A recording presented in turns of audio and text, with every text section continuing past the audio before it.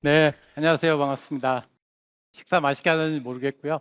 앞에 조금 저희 업스테이지 부사장님께서 너무 좋은 얘기 많이 해주셔가지고 저도 오늘 여러분들한테 조금 도움되는 그런 것들을 좀 말씀드리려고 하고요.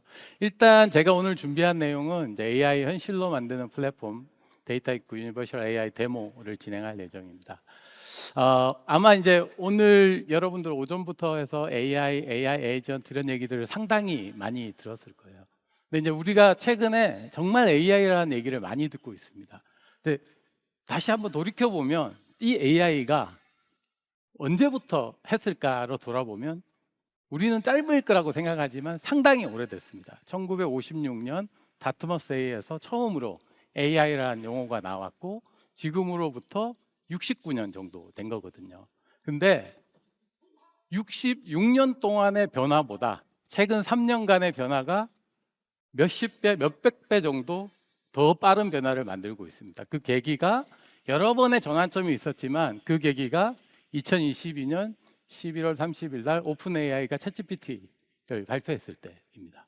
그 전에 한 번 있었어요. 변화가, 큰 변화가. 그게 딥마인드에서 알파고를 한번 냈을 때입니다. 그때도 큰 변형이 있었지만 지금 같지는 않았어요. 그런 어떤 측면에서 우리가 AI를 바라보는 게 얼마만큼 현실하고 과거에 봤던 거하고 지금하고 다른지 현실적인 측면에서, 그리고 앞으로는 어떻게 우리가 봐야 되는지 하는 관점에서 데이터 입구의 유니버셜 AI 플랫폼 어떻게 돌아가고 우리가 어떻게 적용해야 되는지 실제 데모를 통해서 좀 설명드리도록 하겠습니다. 일단 제가 준비한 내용은 AI를 바라보는 현실, 직접적으로 우리가 지금 어떻게 보고 있는지 한번 간단하게 좀 말씀드리고요. 그리고 AI 성공을 위한 조건이 어떤 것들이 있을지, 그리고 오늘 저희가 계속 얘기하고 있는 데이터 입구의 유니버셜 AI 플랫폼, 그 중에서도 저는 꼭 컨트롤이라는 얘기를 씁니다. 그래서 그 컨트롤 가능한 유니버셜 AI 플랫폼에 대해서 말씀드리고 실제로 데모를 통해서 좀 설명을 드리겠습니다. 제가 오늘 좀 데모 내용이 좀 많아요. 그래서 파워포인트를 준비하면서도 슬라이드를 좀 줄이고 실제 데모 동영상을 많이 넣었습니다. 그런 점 좀 이해해 주시고 보시면 좋을 것 같습니다. 최근에 아주 많이 나오고 있죠. 관련 뉴스들. 정부에서도 AI에 대해서 엄청난 얘기를 하고 있고, 그다음 올해 젠슨 왕이라든지 앤드류 응이라든지 이런 AI 전문가들이 에이전틱 AI에 대한 엄청난 얘기를 하고 있습니다. 그리고 AI 관련 기술들, 저기 왼쪽 편에 나와 있는 저 내용들, 제 쪽에서 보면 왼쪽 편이고 여러분들을 보면 오른쪽 편이죠. 저 기술들이 최근 2달 안에 나온 새로운 기술들이라고 보시면 될 것 같습니다. 물론 딥식은 올 초에 새로 나왔지만 이미 2달 전에 또 버전업이 됐어요. 그런 것들이 아마 여러분들이 느끼고 있는지 아닌지는 다른 문제이지만 하여튼 기술은 엄청나게 빠르게 바뀌고 있다, 이렇게 보시면 될 것 같고요. 그럼 우리는 AI를 바라보는 관점이 2개로 나눠질 수 있습니다. 일상에서 보는 관점이 있고, 여기 오신 분들이 회사에서 업무로 바라볼 때 어떻게 바라보는지는 상당히 다릅니다. 일상에서는 편의성, 즐거움, 그래서 내가 쓰는 데 있어서 만족하냐 안 하냐, 즐겁냐 안 즐겁냐, 경험에 포커스를 맞추고 있어요. 근데 하지만 기업은 그럴 수가 없습니다. 왜냐? 기업은 투자를 하면 효과를 봐야 돼요. 그게 돈을 벌거나 또는 비용을 줄일 수 있어야 된다는 거죠. 근데 이제 그렇게 가면 너무 어려운 거예요. 그래서 제가 추구하는 바는 기업에서도 수익을 내면서 편의성이나 즐거움을 줄 수 있는 플랫폼이 있으면 좋지 않을까라고 생각하고, 저는 그게 오늘 유니버셜 AI 플랫폼 데이터 입구라고 말씀을 강하게 드리고 싶습니다. 그거를 오늘 한번 증명을 한번 해보고 싶고요. 하지만 현실은 이렇습니다. AI 프로젝트는 실패 확률이 매우 높다. 한국일보 자료들 제가 조금 참조도 하고 CIO 코리아 얘기도 했는데 여러 가지 이유가 있어요. 거기에는 하나의 문제는 아니에요. 아주 복합적입니다. 근데 임원들의 AI에 대한 기대치 매우 높습니다. AGI 나온 용어는 있지만 실제로 우리가 그거를 기업에 적용하기에는 많은 시간이 필요하거든요. 그렇지만 임원분들은 항상 그렇게 얘기해요. 야, 요즘 AI가 유행이라는데 AGI처럼 해줘야지, 우리는 왜 못하는 거야? 라고 얘기를 하시죠. 그리고 또 기업 CEO들의 고민이 그거예요. 외부에 돈을 주고 영입을 해서 프로젝트를 할 것이냐, 아니면 내부의 역량을 강요할 것이냐. 사실은 어느 게 맞다 틀렸다를 얘기하기는 어렵습니다. 회사마다 다르고 상황마다 다르기 때문에. 그리고 현재 AI를 안 쓴다고 회사가 망하진 않습니다. 특히 오늘 여기 오신 분 중에 대기업에서 오신 분들도 있고 중견기업에서 오신 분들도 있을 겁니다. 저는 지금이 중견기업이 AI를 도입할 절호의 찬스라고 말씀드리고 싶어요. 왜냐? 우리가 이거를 조금만 편안하게 쓸 수 있는 환경이 주어진다면 그 격차를 줄일 수 있거든요. 지금은 당장 AI를 안 쓴다고 회사가 망하진 않지만 앞으로는 어떻게 될까 한번 고민을 해보시죠. 앞에서도 이제 저희 여러 세션에서 얘기했지만 AI 기술은 너무 빨리 바뀌고 있고요. 2000년대의 인터넷 혁명, 2010년대 모바일 혁명보다 몇십 배, 몇천 배 다 크다고 얘기할 수 있습니다. 그리고 AI를 잘 활용하는 회사는 AI를 활용하지 않는 회사보다 훨씬 생산성이 높다라고 보시면 될 것 같아요. 그래서 우리가 이런 관점에서 그러면 AI의 성공 요건이 뭔가 한번 지금부터 제가 생각하고 있는 포인트대로, 제가 틀릴 수도 있습니다. 하지만 제가 이제 이쪽 분야에서 25년 정도 일을 했는데 제 경험을 가지고 한번 말씀해 보겠습니다. 그래서 저는 AI 성공을 위한 조건이 컨트롤 가능한 플랫폼이 있어야 된다라고 얘기를 드리고 싶은 거고요. 첫 번째는 우리가 필요 조건을 한번 생각해 볼게요. 사람, 기술, 유스 케이스, 이 세 개가 있으면 어느 정도 워킹할 수 있어요. 근데 AI도 알고 우리 업무도 아는 사람을 찾기가 쉽지 않아요. 마찬가지로 기술도 계속 빠르게 바뀌죠. 새로운 LLM이 계속 나오고, 새로운 생성형 AI 기술이 나오고, 새로운 에이전트 AI 기술이 나오고, 유스 케이스는 매출을 늘릴 수 있거나 비용을 줄일 수 있는 유스 케이스를 찾아야 되는데 이걸 찾기가 만만치는 않습니다. 그동안 많은 회사들이 하고 있거든요. 근데 현실은 그렇습니다. 전문 인력은 부족하고 기술이 너무 빨리 변하고 오랜 시간이 소요되죠. 그래서 우리가 전문 인력을 비싸고 우리 회사를 모르기 때문에 이걸 어떻게 할 것이냐, 제가 아까 얘기했던 것처럼 내부에서 역량을 강화할 것이냐, 외부의 인력을 가져올 것이냐 고민이 있고요. 아까 말씀드린 것처럼 올해만 나온 새로운 AI나 LLM 기술이 117개나 됩니다. 우리가 이거를 다 이해할 수는 없거든요. 그리고 유스 케이스는 테스트는 가능한데 실제 프로덕션에서 운영 환경으로 적용하는 데는 상당히 어려움을 겪습니다. 이유가 있거든요. 거기에도. 왜? 우리가 그 시스템을 컨트롤할 수 없기 때문이에요. 그걸 우리가 컨트롤할 수 있으면 쉽게 디플로이해서 운영할 수 있어요. 데이터도 마찬가지입니다. 우리가 가지고 있는 데이터가 우리가 컨트롤할 수 없는 데이터들이 있어요. 특히 제조업에 가면 많이 있습니다. 신호 데이터라든지 이런 데이터들, 또는 그 설비 회사가 제공하는 데이터들, 이런 컨트롤할 수 없는 데이터를 우리가 컨트롤할 수 있다면, 또는 우리가 이제 원자재라든지 주식이라든지 이런 외생 변수들이 있어요. 컨트롤할 수가 없죠.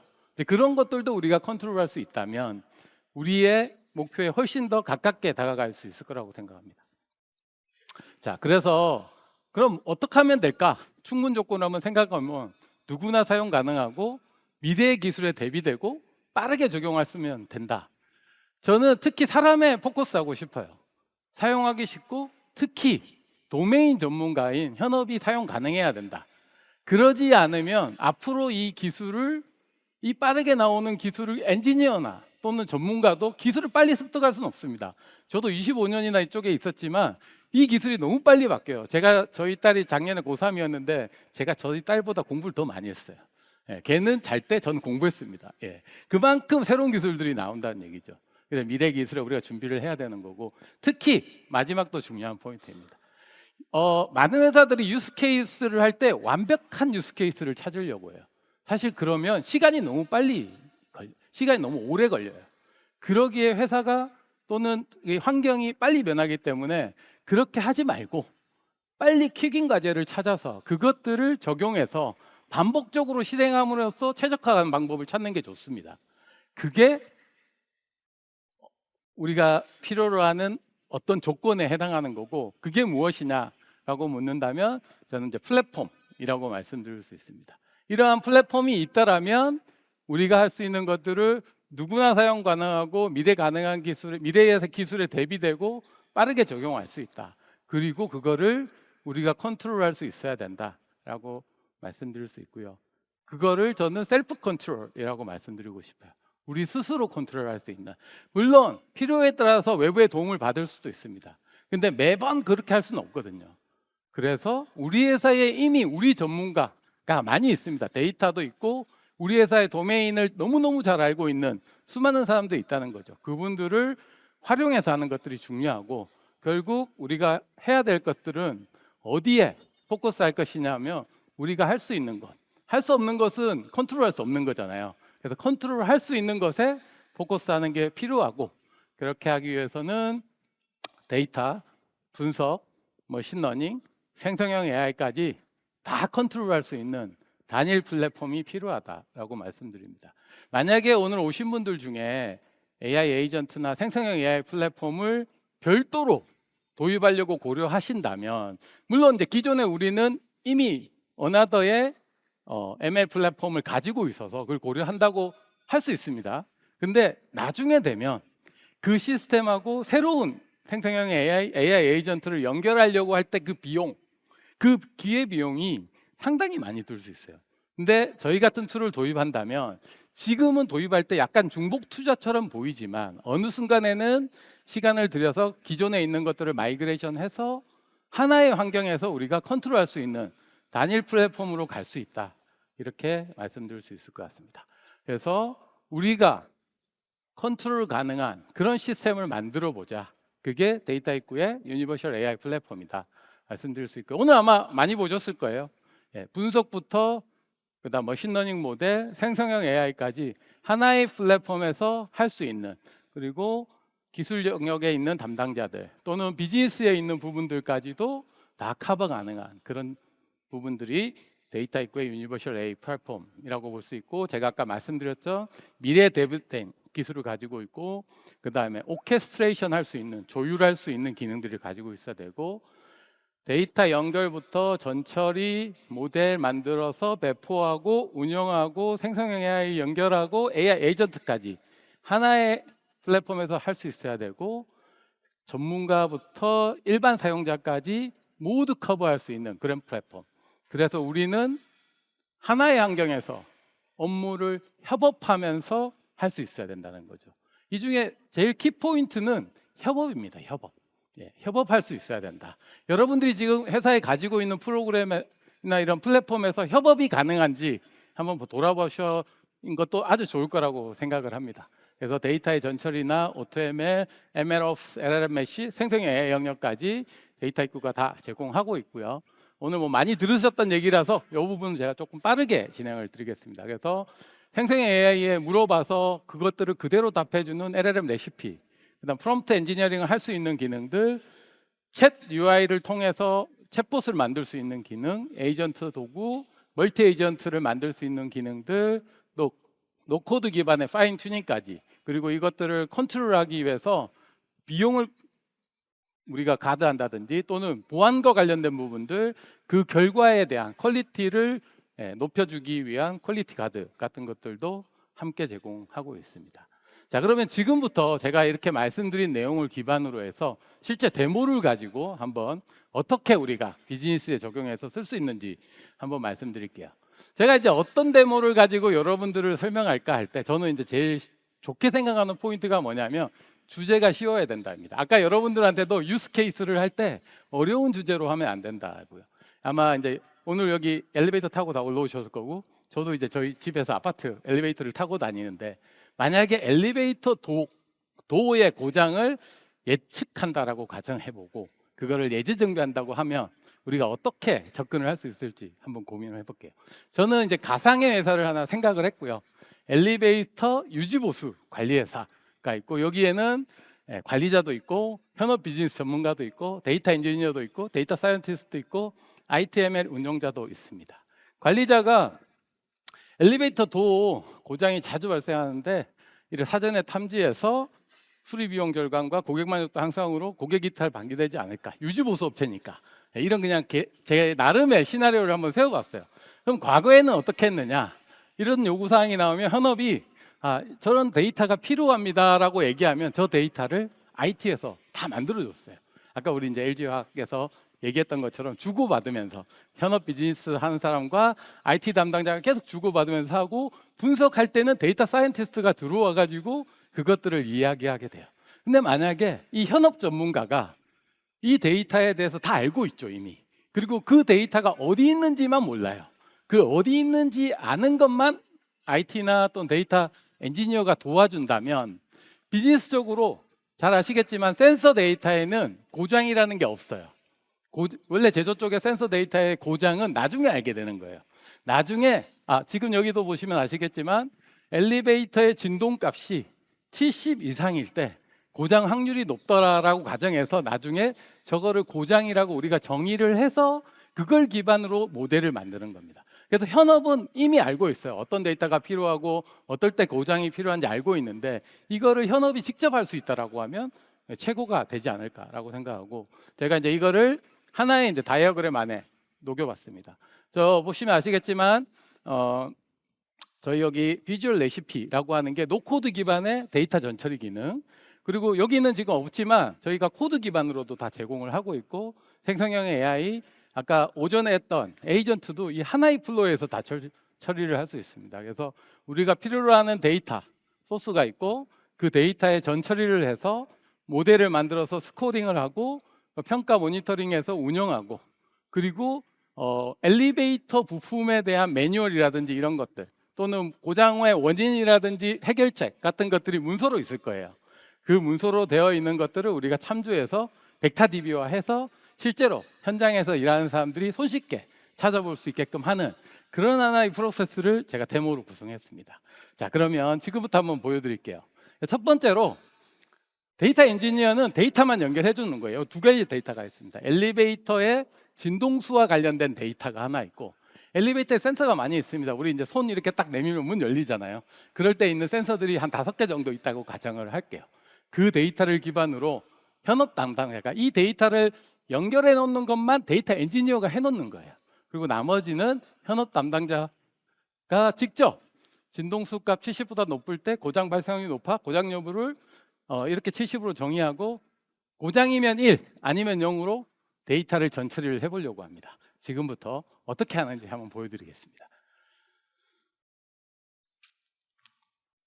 자, 현업이 데이터 소스를 가지고 연결을 하고 전처리하고 모델을 만들고 그리고 평가를 하고 최종적으로 멀티모달 RAG를 이용을 할 예정입니다. 그리고 아까 진동수 데이터를 확인해 보면 회전수, 그다음에 습도, 진동수 이런 데이터들이 있고, 근데 데이터 분포를 확인하고 싶은 거예요. 우리는 데이터에 대해서 알아야 됩니다. 그래서 한 번 클릭으로 이 데이터가 어떻게 되어 있는지 현업이 알고 싶은 거예요. 그것도 확인하고, 그리고 또 다른 데이터, 센서에서 들어오는 1번부터 5번까지의 센서 데이터를 우리가 눈으로 확인하고, 이게 두 개 데이터를 손쉽게 조인해서 할 수 있습니다. 그래서 두 개 데이터는 엘리베이터의 바이브레이션하고 센서 데이터를 ID로 조인을 하게 되고요. 이 두 개 데이터를 하나로 만드는 과정이라고 보시면 될 것 같고요. 기술적으로 어려운 게 아니에요. 우리가 이것들을 왜 하는지를 보는 거라고 보시면 될 것 같아요. 현업이 직접 이런 데이터들을 조인해서 이런 데이터들이 하나로 만들어져 있는 걸 보고 이제 여기에 없는 변수를 하나 만들 겁니다. 이게 뭐냐? 고장 여부예요. 우리가 아까 뭐라고 정의했죠? 진동수가 70 이상이면 이라고 얘기했습니다. 그래서 데이터 입구가 제공해주는 기능 중에 제너레이트 스텝이라고 하는 기능이 있어요. 그걸 이용할 거고, 먼저 그 전에 고장 데이터, 진동수 데이터의 분포를 한번 보면 70 이상이 별로 없는 걸 확인할 수 있습니다. 그래서 제너레이트 스텝을 이용해서 자연어로 이렇게 칠 거예요. 전 패스 앤 카피를 했습니다. 70 이상이면 1 아니면 0 페일러 값으로 계산하고 누르면 여기 옆에 이렇게 고장 값이 자동으로 만들어지는 걸 볼 수 있고요. 그런데 우리가 이제 이 진동수를 만들었기 때문에 진동수는 이제 더 이상 필요가 없는 거죠. 그럼 이 데이터는 여기에서 제거를 해주는 거예요. 그래서 이 데이터를 한번 확인해 보면 실제로 고장 건수라고 이제 우리가 얘기할 수 있는 게 전체 데이터 중에 한 4.6%가 고장이 발생할 거다라고 가정하고 이제 학습을 하게 됩니다. 그리고 이 바이브레이션 데이터는 이제 클릭 한 번으로 제거를 하게 됩니다. 그래서 딜리트를 누르면 여기에서 자동으로 제거되는 것들을 볼 수 있습니다. 그래서 클릭만으로 우리가 데이터를 전처리한 거 볼 수 있고요. 그래서 그 결과를 이용해서 우리가 이제 데이터 전처리를 끝냈죠. 그럼 현업은 그 다음에 어떤 걸 하게 될까? 내가 데이터 전처리를 끝냈다 가정하면 두 번째는 데이터를 탐색적으로 자료 분석하는 겁니다. 그래서 우리가 있는 데이터는 이럴 거야라고 경험적으로 이미 알고 있어요. 비즈니스 경험적으로. 근데 시각적으로 보고 싶은 거죠. 그것들을 하기 위해서 시각적 데이터 탐색 분석이라든지 여러 가지 통계량들을 확인을 하게 됩니다. 그것들도 지금 데모로 한번 보여드리겠습니다.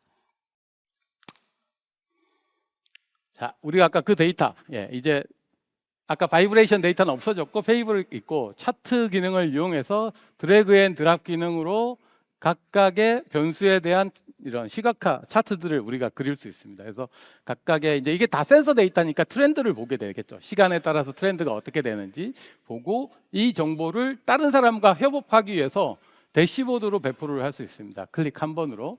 그래서 지금 현재 제가 X1, X2 회전수의 데이터를 같이 가고 있는 거 보이시죠? 상관관계가 높다는 얘기예요. 그래서 이제 이 데이터들을 우리가 배포를 해놓고 저장을 하고 두 번째 통계를 하게 됩니다. 그래서 통계를 잘 하시는 분들은 밑에 기능을 쓰시면 되고 통계를 모르시는 분들은 자동으로 통계를 만들어주는 기능을 활용할 수 있습니다. 데이터 입구는 주어져 있는 모든 데이터를 활용해서 통계량을 자동으로 계산을 해줍니다. 그래서 여기에 보이는 이제 모든 데이터에 대해서 일별량 통계 분석하고 상관 분석을 할 수 있게끔 저희가 클릭 한 번으로 진행을 할 수 있고요. 그래서 이제 그렇게 나오는 값. 근데 여기 있는 중에 뭐 예를 아이디 같은 거 우리가 필요가 없잖아요. 클릭해서 지우고 그다음에 요 있는 정보들 참조하시면 되고 그다음에 상관계수 같은 경우에 여기 스피어만인데 우리가 주로 이제 피어슨을 쓰게 되고 아이디나 페일러 같은 것들을 이제 제거해서 필요한 정보만 가지고 뉴메릭 변수의 상관계수를 보게 되는 거거든요. 그 변수를 이제 결과를 보고 요것도 다른 사람들하고 대시보드로 공유하고 싶은 거예요. 그래서 배포를 해서 아까 봤던 그 트렌드하고 상관계수는 이런 형태로 만들어서 이제 협업하기 위해서 이제 공유해서 다른 사람들과 협업을 할 수 있는 구조가 됩니다.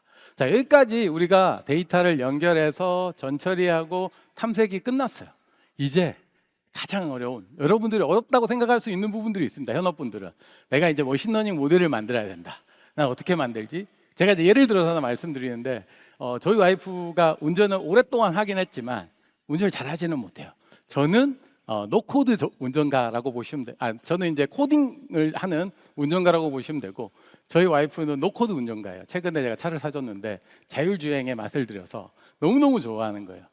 마찬가지로 우리가 이런 오토ML을 이용해서 머신러닝을 할 수 있다라면 아주 편안하게 할 수 있다라고 보실 수 있습니다. 그래서 내가 가지고 있는 여러 가지 알고리즘들을 내가 잘 모르지만 데이터 입구가 추천해주는 알고리즘을 선택해서 모델을 만들고 그 변수들을 넣었다 뺐다 해가면서 아주 쉽게 반복적으로 할 수 있는 겁니다. 그런 것들이 아까 제가 얘기했던 것처럼 자율주행하는 것처럼 우리가 그런 것들을 레버리지 할 수 있다고 보시면 될 것 같고요. 그것들이 어떻게 되는지 실제 데모를 통해서 한번 설명을 드리겠습니다.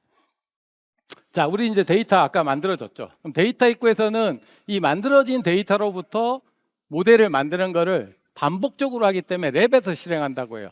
그래서 우리 고장이 목표 변수이고 고장 여부를 예측하는 모델을 만들게 될 겁니다.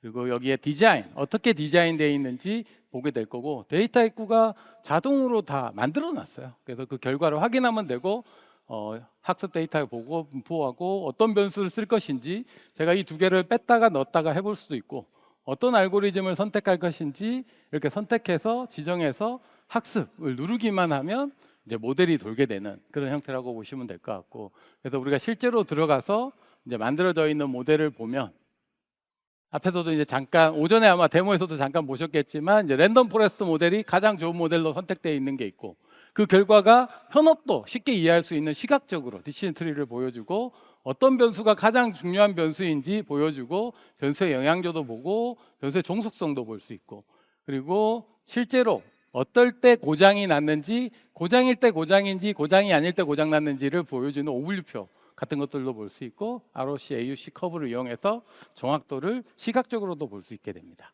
그래서 이렇게 하면 모델이 다 만들어진 거예요. 그리고 이제 배포가 되고 나면 우리가 이것들을 그동안에 여기까지는 어떻게든 하셨어요. 근데 이제 그 다음이 제일 중요합니다. 모델을 만드는 것까지는 우리가 이제 결혼해서 애를 낳는 것까지라고 말씀드려요. 그러면 그 다음에 운영하는 영역은 이 애를 잘 돌봐주면서 모니터링 해줘야 돼요. 왜냐하면 얘가 잘 크는지 병에 들진 않았는지 봐야 되잖아요.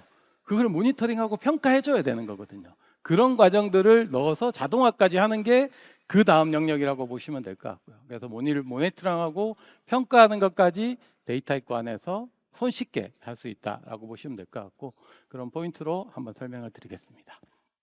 자, 우리가 이제 새로운 데이터를 넣어서 이제 모델을 넣을 거예요. 지금까지는 과거의 데이터로 했다라고 하면 새로운 데이터를 넣고 이 모델이 얼마나 정확한지, 실제로 학습할 때 데이터하고 지금 데이터가 분포가 비슷한지 아닌지를 비교해 봐야 되겠죠. 그래서 인풋 데이터 드리프트를 통해서 이게 바뀌면, 예를 들어 학습할 때는 남자다 여자 비율이 50대 50이었는데 지금 70대 30으로 바뀌었다. 그럼 모델 정확도가 떨어지겠죠. 그러면 재모델링을 시켜야 됩니다. 그리고 예측할 때 고장의 확률이라든지 이런 것들하고 그다음 실제 우리가 썼던 이 매트릭들하고 비교를 해서 어떻게 바뀌고 있는지를 계속적으로 모니터링 할 수 있어야지만 우리가 살아 숨쉬는 모델을 관리할 수 있다라는 거고, 이런 것들을 한 번 하고 끝나는 게 아니고 자동화해서 반복적으로 손쉽게 할 수 있는 게 유니버셜 AI 플랫폼이 제공하는 하나의 역량이라고 보시면 될 것 같습니다. 여기까지는 우리가 전통적으로 얘기하는 MLOps의 기능이었다면, 이제 갑자기 이제 급점프를 해서 멀티모달 RAG에 대해서 좀 말씀을 드리겠습니다. 우리가 이제 멀티모달 RAG를 한다는 얘기는 기존에는 텍스트 기반의 RAG를 하기 시작한 지 벌써 2년 정도 됐어요. 근데 이제 우리가 가지고 있는 데이터에는 텍스트를 넘어서 이미지, 동영상 이런 것들이 다 들어와 있습니다. 그런 것들을 어떻게 잘 할 수 있느냐는 또 다른 영역이거든요. 근데 데이터 입구가 저희가 얘기하는 이 레시피, 저희가 도큐먼트 레시피라고 부르는데 이 레시피 하나를 이용해서 어떻게 처리하는지 지금부터 보여드릴 거고, 그리고 또한 앞에 에이전트로 말씀드렸는데 에이전트 앞에 챗 UI라는 게 있습니다. 데이터 있고 앤서라고 저희가 부르고 있고, 이 앤서도 만들어져 있는 것들을 가지고 이거 설명을 드릴 거고, 최종적으로는 우리가 아까 만든 모델 또는 DB에 있는 정보를 읽어오는 거, 그리고 여기 있는 멀티모달 RAG를 에이전트화하면, 그것들을 연결하면 멀티 에이전트 기반의 에이전트가 만들어진다라고 보시면 될 것 같아요. 에이전트는 오전에 많이 했기 때문에 제가 거기까지 데모는 하지 않을 거고, 멀티모달 RAG를 어떻게 만드는지 지금부터 한번 보여드리겠습니다.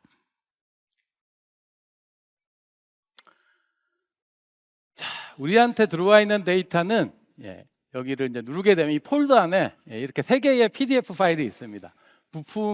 도부품 가이드 하는 PDF, 파워포인트 형태 이런 PDF가 들어있고요. 이미지가 들어있는, 그 다음에 도고장 원인 해결 방안은 일반 워드 문서 형태로 이렇게 들어와 있는 거라고 보시면 될 것 같고요.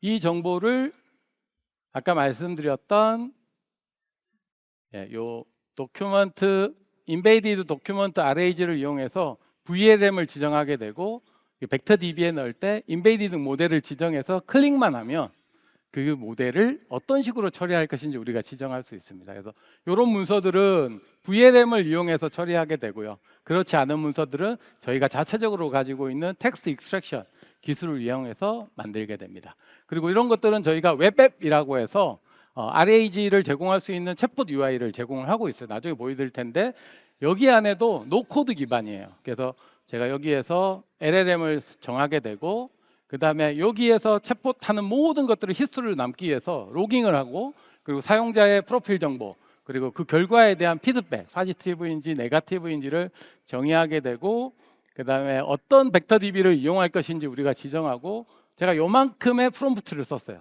요만큼의 프롬프트를 써서 그 결과가 나오는 걸 보시면 될 것 같습니다. 한 30분 정도 프롬프트를 만든 것 같습니다. 그렇게 해서 이런 샘플을 기반으로 해서 이런 결과를 만들었고, 한국어 기반으로 챗봇을 만들었고, 이렇게 저장하면 챗봇이 완성되는 거예요.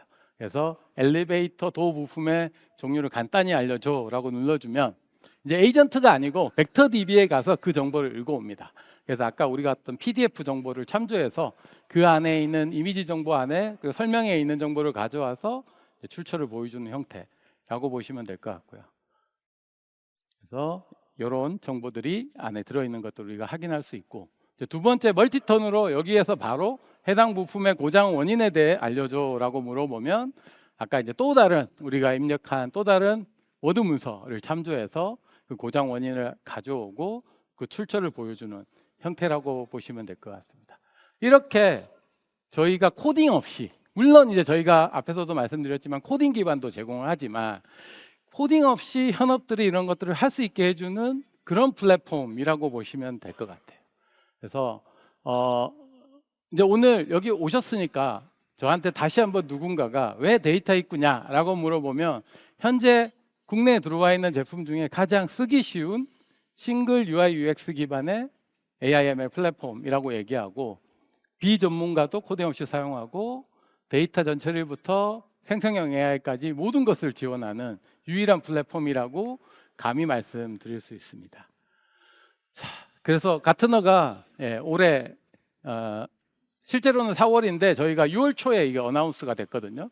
그래서 저희가 독립 AI/ML 벤더로서는 가장 높은 쪽에 포지션이 돼 있어요. 저희보다 높은 쪽에 있는 것들은 다 하이퍼스케일러들. 잘 아시겠지만 저희는 온프렘을 지원합니다. 데이터브릭스는 다 여기는 다 클라우드 기반이라고 보시면 되겠죠. 자, 그래서 이제 마지막으로 제가 좀 드리고 싶은 말이 있어요. 오늘 여기 와서 핵심 메시지로 이 세 개의 체크리스트를 드리고 싶어요. 현재 우리가 도입할 또는 도입한 AI 플랫폼은 우리 회사의 도메인 전문가인 현업이 손쉽게 사용할 수 있는지 없는지 한번 확인해 보셔야 될 것 같고, 그리고 우리가 도입할 AI 플랫폼이 내부 인력이 충분히 컨트롤할 수 있고 협업 가능한 환경인지 한번 체크해야 될 것 같고, 그리고 마지막으로 유스 케이스를 적용할 때 짧은 시간 안에 성공할 수 있는 사례를 찾고 손쉽게 운영 환경에 적용해서 반복함으로써 최적화할 수 있는지 확인해 봐야 될 것 같습니다. 이게 의심스럽잖아요. 그럼 지금 이 QR코드를 찍으세요. 이번 달 7월 23일 날 제가 직접 먼슬리 핸즈온 세션을 진행합니다. 많은 사람 참석하셔가지고 저희의 데이터 입구의 유니버셜 AI 플랫폼이 정말 이게 가능한, 제가 오늘 이 보여드린 이 데모를 2시간 반에서 3시간 안에 직접 만들어 보는 워크샵을 하는 거예요. 핸즈온 워크샵. 여러분들을 꼭 초대하고 싶습니다. 여기까지 제 세션이고요. 이후에 저희 회사의 스트래티지 플랫폼의 VP이신 제드가 글로벌 사례를 설명드릴 예정입니다. 경청해 주셔서 감사합니다.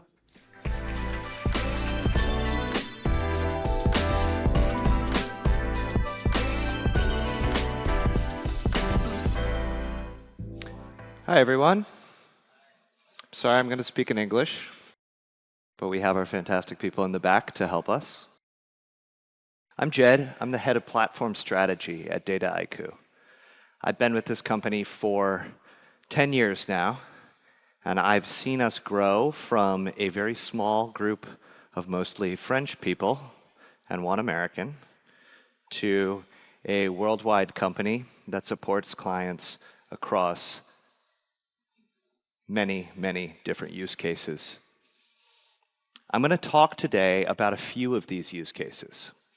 Specifically, I'm going to focus on more general concepts than the purely agentic talk track we've been having so far today.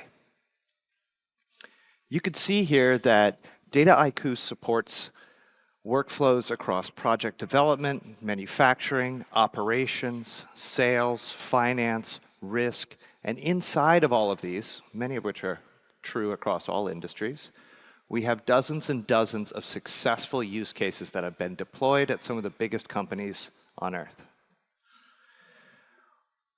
One thing that many of these use cases have in common, well, actually 3 things, which I'm going to be diving into with 3 specific use cases, are agnosticity, meaning we can work with many different underlying types of infrastructure, many different underlying types of models, products, etc. Ease of use and broadness of capability, meaning that data engineers, data scientists, and data analysts can all use Dataiku. And productionalization. Dataiku is not just a place to play. It is not just a sandbox. It is a fully fledged productionalizing system. The things people build in Dataiku can be relied on as products in the real world. So let's dive in to the first use case here. LVMH. LVMH is a massive, massive company. It stands for Louis Vuitton, Moet, Chandon, that's a champagne for the French people in here. And H is not for Hermes, although I think they do own Hermes, but it is for Hennessy, which is another liquor. The point here is that this is an amalgamation of many different sub-companies. This company contains more than 80 different houses both fashion houses, high-end jewelry houses like Tiffany's, all combined together under a single roof. And these companies that are now being combined together have been bought up over the years. So maybe 2 or 3 purchases a year for the past 50 years, right? When your company is a combination of dozens or hundreds of other sub-companies, a core problem that you're going to have, a core challenge you're going to have, is that every single one of these sub-companies has their own tech debt, has their own infrastructure stack, has their own way of deploying models, and that's it just for the ones that are advanced enough to be thinking about those things. For some companies, you're bringing them on from scratch. So how does Dataiku help LVMH with this problem? Through agnosticity. Because Dataiku can be a centralized layer on top of your GCP stack, your Azure stack, your AWS stack, your Snowflake, your Databricks.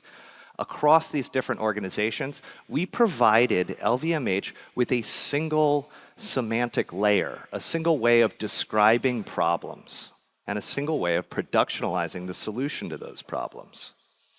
With Dataiku as its backbone, LVMH developed a central library of more than 50 reusable machine learning use cases, and were then able to offer those use cases to all of its different subsidiaries.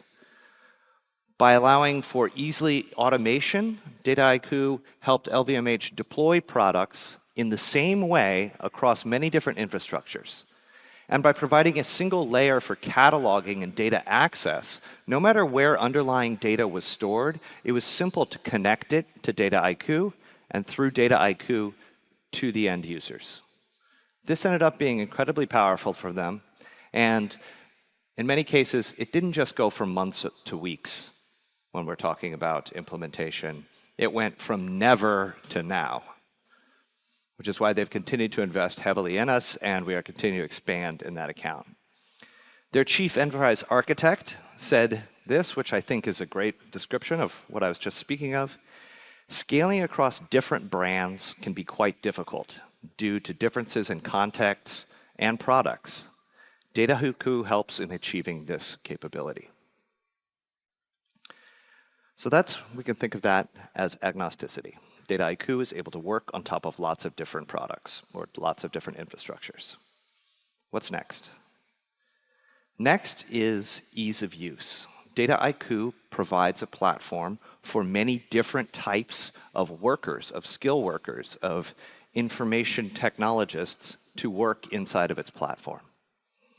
I was recently at a CTO wine and dine event in Silicon Valley that was being put on by Bank of America. And Bank of America said they had 60,000 technologists inside of their organization. I didn't ask what technologist meant. I kind of assume it's just anyone with a laptop. But the point being is that as data becomes more and more prevalent inside of organizations, more and more people are going to want to directly work with that data. And providing only a very small number of people with the capability to do that means you have 60,000 people asking questions to 20. And we know how that goes, right? Those 20 people get an infinite backlog and nobody gets answers. Everybody gets frustrated. So we have this huge demand at the top of a layer. And then we have a very tight little spigot here through which all that demand has to funnel. So how do we widen that spigot? How do we allow these people up here to directly interact with the data? This was exactly Standard Charter's problem. Standard Charter is a big financial services company based out of Singapore. They're one of the biggest in APAC, I believe. And they had invested, and this is true for so many of our clients, actually. A lot of our early clients were in this position. They had invested very, very heavily in Hadoop. Who here knows what Hadoop is? Okay, we got a couple hands. Hadoop was like this big thing that everybody gambled on back in the mid-2000s through like 2015. Essentially, it was a concept of if I get all of my data and I put it into this nice storage layer, and then I have a scalable, elastic compute layer on top of it, it's going to allow everybody to ask questions of this data, and it's going to be cheaper than Teradata, which was formerly the way people would do this. So a lot of companies like Standard Charter invested heavily in building these giant Hadoop clusters. And then they realized that, okay, all the data is here, and you can technically ask it questions, but only 10 people inside of my organization know how to write Java MapReduce or PySpark to actually be able to talk to it. Dataiku came along as an interface that is going to link into your Hadoop cluster, push down all of the compute, push down all of the access control to that cluster. So we're leveraging the massive investment you've already made, but all of a sudden, I can take an Excel analyst or a business analyst or an accountant, which is the case here, give them access, direct access to a platform where they can start answering the questions they need. So in Standard Charter's case, they have 900 plus users. And I think the head of their Digital Center of Excellence says it very well. My goal is to change the way our bank reports. We've taken very good accountants, given them Dataiku, and they're producing brilliant stuff.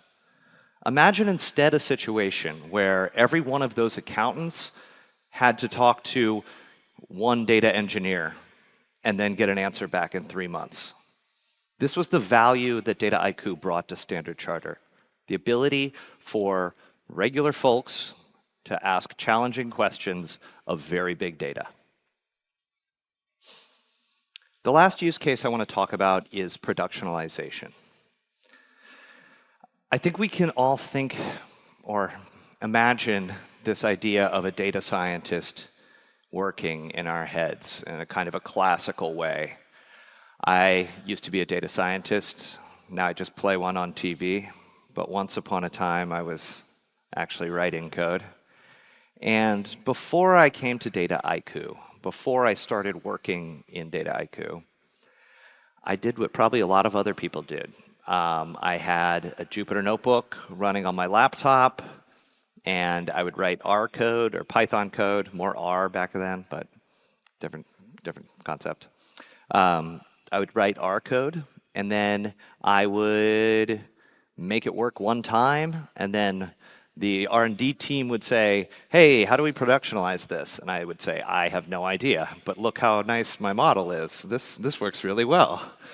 And I think that's the way a lot of data scientists end up losing a lot of time and a lot of value. Dataiku provides the infrastructure as part of its product to take advantage of the work data scientists do, but then allow them to rapidly productionalize it. And by productionalize, I'm really talking about the entire MLOps lifecycle. I have a model or I have a product. I need to deploy that product onto potentially many different locations. For Michelin, it was on-prem inside of their factories. Michelin is a tire company, for those who don't know. And I would need to monitor this model. I need to update this model. All of these capabilities that are really not the usual wheelhouse is probably a bad word, usual field of expertise for a data scientist or a data analyst. Dataiku abstracts away that MLOps layer while still conforming to the needs that your company might have, the existing standards. And it makes sure that you can deploy the models that you build or the workflows that you build into the location you need.